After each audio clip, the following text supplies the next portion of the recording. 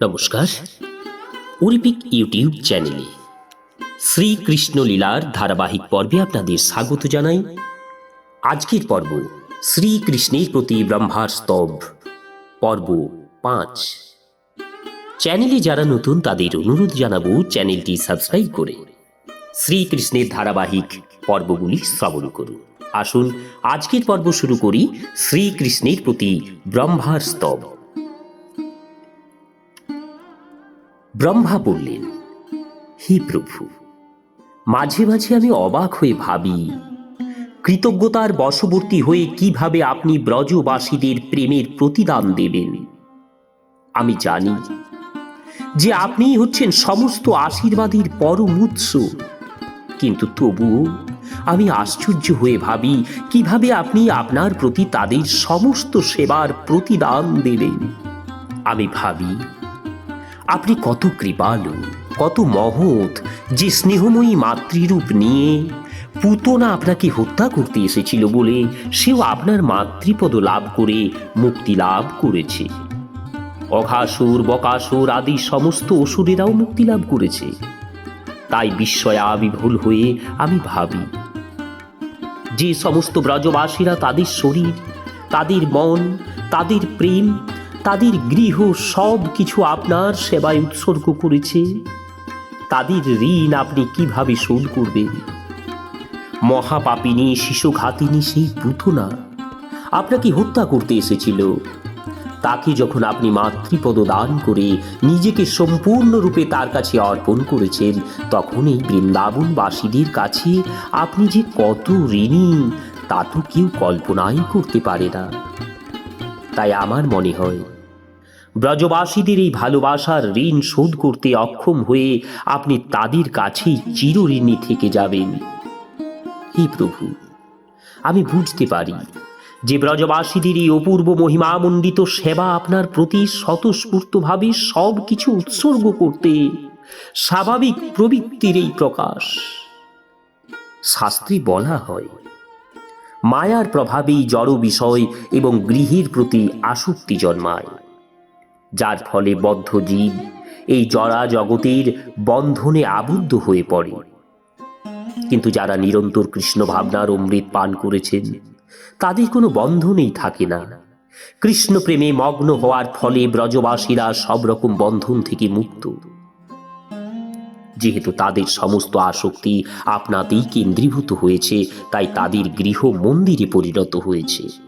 কেননা আপনি সর্বক্ষণ সেখানে বিরাজ করছেন, এবং যেহেতু আপনার জন্য তারা সব কিছু ভুলে গেছেন, তাই আপনার প্রতি তাদের প্রেম অপ্রতিহত রূপে প্রবাহিত হচ্ছে। কৃষ্ণ ভাবনায় ভাবিত মানুষদের দেহ গেহরূপী প্রতিবন্ধক থাকে না, এবং তারা কখনো মায়ার দ্বারা মোহাচ্ছন্ন হয় না। আমি আরো বুঝতে পারছি যে গোপ শিশুরূপে আপনার এই আবির্ভাব আপনার অপ্রাকৃত লীলাবিলাস। গোপ গোপীদের ভালোবাসায় আপনি এতই কৃতজ্ঞ যে আপনি সবসময় তাদের কাছে থেকে আপনাকে ভালোবাসতে তাদের অনুপ্রাণিত করছেন। বৃন্দাবনে জড় এবং চিন্ময়ের কোনো পার্থক্য নেই, কেননা এখানে সব কিছুই আপনার সেবায় উৎসর্গীকৃত হয়েছে। হে প্রিয় প্রভু, আপনার এই বৃন্দাবন লীলাবিলাসের দ্বারা আপনি আপনার ভক্তদের অনুপ্রাণিত করছেন। যদি কেউ আপনার এই বৃন্দাবন লীলাকে প্রাকৃত কার্যকলাপ বলে মনে করে, তাহলে তারা বিপদগামী হবে। হে প্রিয় প্রভু, হে কৃষ্ণ, যে সমস্ত মানুষ আপনার চিন্ময় রূপকে একজন সাধারণ মানুষের জড় শরীর বলে মনে করে, অবজ্ঞা করে, তারা হচ্ছে অসুর, তারা নির্বোধ। আপনি সর্ব অবস্থাতেই চিন্ময়। অভুক্তরা আপনার দ্বারা প্রভাবিত হয়, কেননা তারা মনে করে যে আপনার রূপ হচ্ছে জড়, কিন্তু প্রকৃতপক্ষে আপনি একটি সাধারণ গোপ বালকের রূপ পরিগ্রহ করেছেন। কেবল আপনার ভক্তদের আপনার প্রতি ভক্তি বর্ধন করার জন্য, তাদের দিব্য আনন্দে মগ্ন করার জন্য। হে প্রিয় প্রভু, যে সমস্ত মানুষ ঘোষণা করে যে তারা ইতিমধ্যেই ভগবানকে জেনে গেছে, অথবা ভগবানকে জানার মাধ্যমে তারাই ভগবান হয়ে গেছে, তাদের মনোবৃত্তি এত জঘন্য যে তাদের সম্বন্ধে আমার কিছু বলার নেই। তবে আমার সম্বন্ধে আমি এটুকু বলতে পারি যে আমার শরীর, আমার মন, আমার বাক্য দিয়ে আপনাকে জানা সম্ভব নয়। আপনার মহিমা সম্বন্ধে আমি কি বলতে পারি? আমার ইন্দ্রিয় দিয়ে আমি কিভাবে আপনাকে জানতে পারি? সমস্ত ইন্দ্রিয়ের অধিপতি যে মন, সেই মন দিয়েও আমি আপনার সম্বন্ধে যথাযথভাবে চিন্তা করতে পারি না। আপনার গুণাবলী, আপনার কার্যকলাপ, আপনার রূপ জড় জগতের বন্ধনে আসক্ত মানুষ উপলব্ধি করতে পারে না। কেবলমাত্র আপনার কৃপায়, প্রভাবে আপনাকে কিয়ৎ পরিমাণে জানতে পারা যায়। হে প্রিয় প্রভু, যদিও আমি ভ্রান্তিবশত মাঝে মাঝে মনে করি যে আমি হচ্ছি এই ব্রহ্মাণ্ডের নিয়ন্তা, কিন্তু প্রকৃতপক্ষে আপনিই হচ্ছেন সমস্ত জগতের পরম ঈশ্বর। আমি এই ব্রহ্মাণ্ডের নিয়তা হতে পারি, কিন্তু অনন্ত কোটি ব্রহ্মাণ্ড রয়েছে, সেই সমস্ত ব্রহ্মাণ্ডের নিয়ন্তা রূপে অনন্ত কোটি ব্রহ্মা রয়েছেন, আর আপনি হচ্ছেন তাদের সকলেরই অধীশ্বর।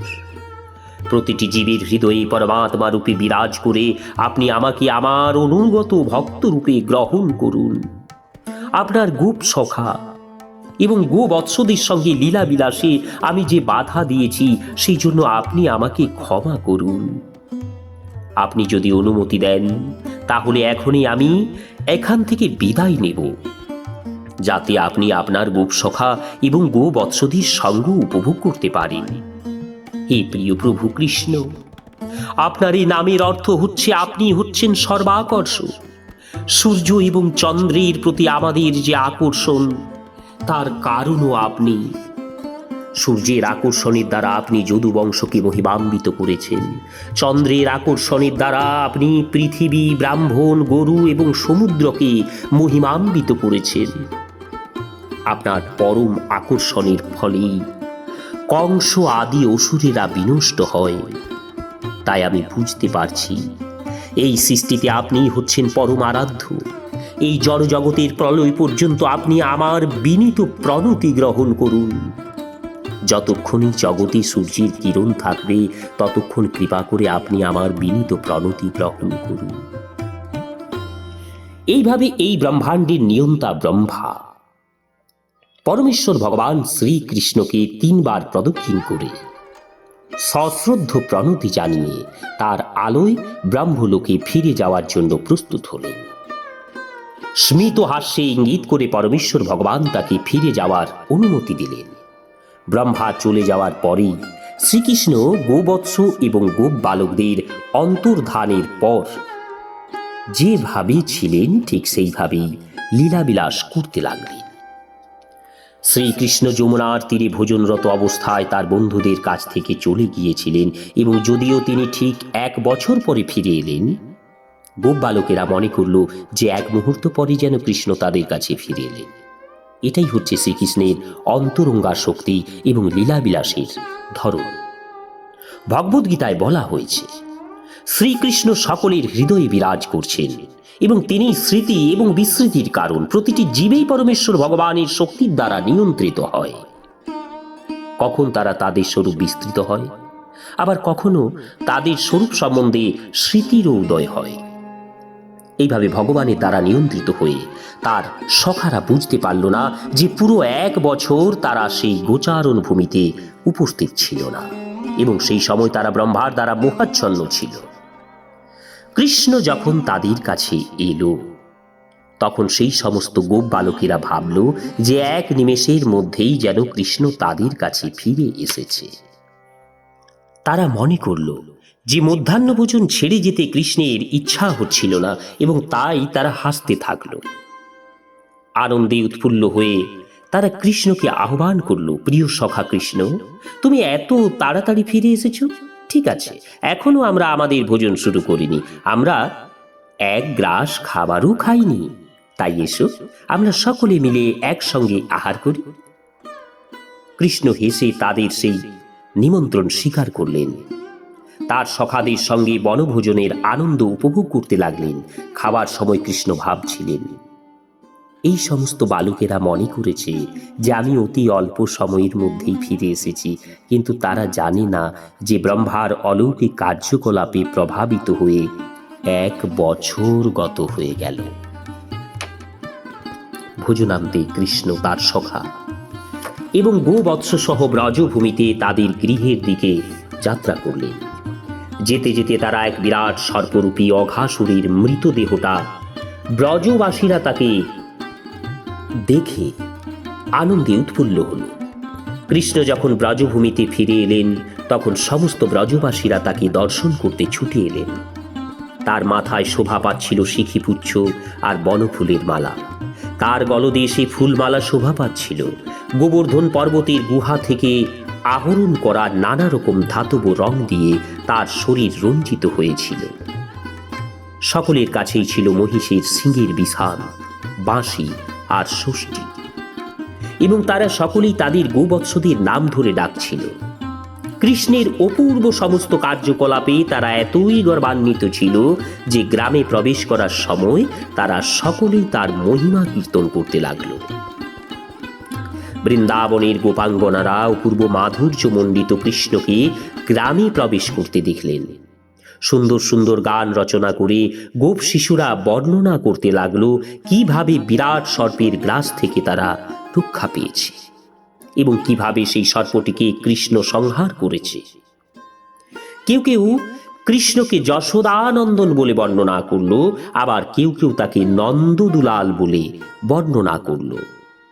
তারা বলল, কৃষ্ণের কার্যকলাপ এতই অদ্ভুত যে সে আমাদের এক বিরাট সর্পের গ্রাস থেকে রক্ষা করে তাকে সংহার করেছে। তাদের কোনো ধারণাই ছিল না যে অঘাসুর সংহারের পর 1 বছর কেটে গেছে। এই সম্বন্ধে মহারাজ পরীক্ষিত সুখদেব গোস্বামীকে প্রশ্ন করলেন। কৃষ্ণ যদিও তাদের পরিবারভুক্ত ছিলেন না, তবু কৃষ্ণের প্রতি ব্রজবাসীরা কিভাবে এত অনুরক্ত হয়েছিলেন? মহারাজ পরীক্ষিত জিজ্ঞাসা করলেন, প্রকৃত গোপ বালকদের অনুপস্থিতিতে কৃষ্ণ যখন নিজেকে সেই সমস্ত গোপ বালক রূপে প্রকাশিত করলেন, তখন সেই সমস্ত বালকদের পিতা মাতারা কেন কৃষ্ণের প্রতি তাদের নিজেদের ছেলেদের থেকেও বেশি স্নেহপরায়ণ হয়েছিলেন?